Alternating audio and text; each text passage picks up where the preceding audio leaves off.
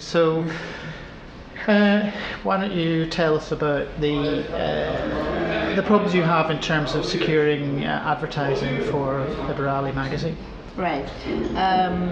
So we've been around for a year, and most of the companies that we've been dealing with over the past 6 years with other publications that we have, they're just one after another. They just keep telling us the same reason for not advertising with us, and they say it's political content, and they don't want to advertise because of the political content.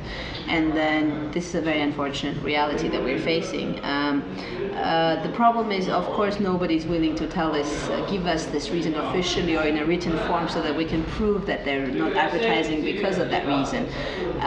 But this is what's happening with 10, 12 companies, big companies, it's bank, communication companies, etc.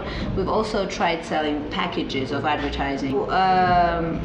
We've tried to sell packages and say that, you know, if you advertise in Trelli Chocolati and Business Magazine, then you can have Liberali for free or for very cheap, and they don't even want to do that. So they don't even want to have advertising for free in Liberali, which just indicates that they just don't want to be associated with Liberali. And the reason,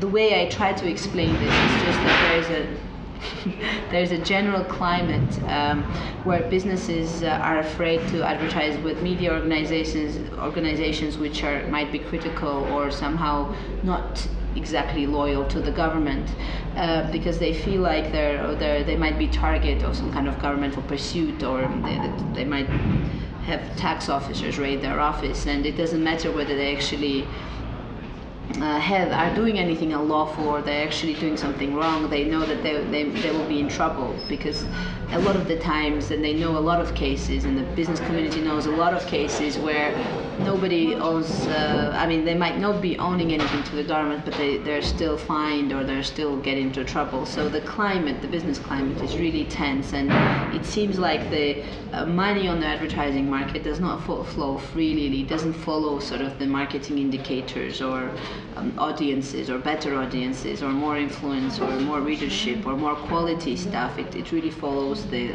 political loyalty. So it just makes this market a very unfree market, at least the media market and the advertising market. Another criteria by which I can explain this is they're the same players on the media market and on the advertising market. So the people who actually own media outlets, they also own the advertising agencies or media buyers. So it's the same gangs, it's the same group who controls both of this market. So if you're outside of this scheme, if you're independent, and if you're not, if you're critical, and if you're not loyal, then you don't get any advertising. And of course there are objective reasons, and I don't mean to downplay them. After the war, we're a post-war country, and there's definitely a financial crisis out there. The advertising market has shrunk 4 and 5 times. Definitely Liberali has not had this huge glamorous advertising campaign, and and has done all this sort of appealing marketing campaigns, and of course not many people and across the spectrum know about it. Still has limited audience, but those are all the objective reasons. But there are none of that explains zero advertising revenues. Just none of it does. 1 or 2 I would understand. 3 or 4, yes. People trying to at least advertise for free, okay. But zero advertising, it just doesn't make any sense. But your magazine was recently described as essentially the really only positive big development in Georgian media space over the last year. Yet at the same time, you're essentially saying that you're living a hand-to-mouth existence, and that you could really go out of business at any time. Right. Yeah.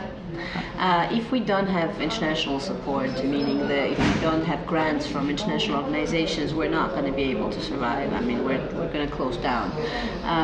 And even now, we are only partly funded by grants, and the rest of it we have to fundraise it ourselves, or we have to somehow get it from elsewhere. So it's a difficult existence for sure. Yes, and another thing, I mean, if you take the context into account, that the combination of independent plus quality and sort of standards, it's just a really rare combination. There are a lot of newspapers, tabloid newspapers, who are thriving. They have, you know, they're definitely financially self-sustainable because they appeal to sort of, they're more entertainment, and they're sort of yellow press, and they definitely thrive. But if you're a political magazine, if you're aiming for high standards, and if you're really independent, then you're in trouble in this country at this point in time, and that's the reality that we're living in.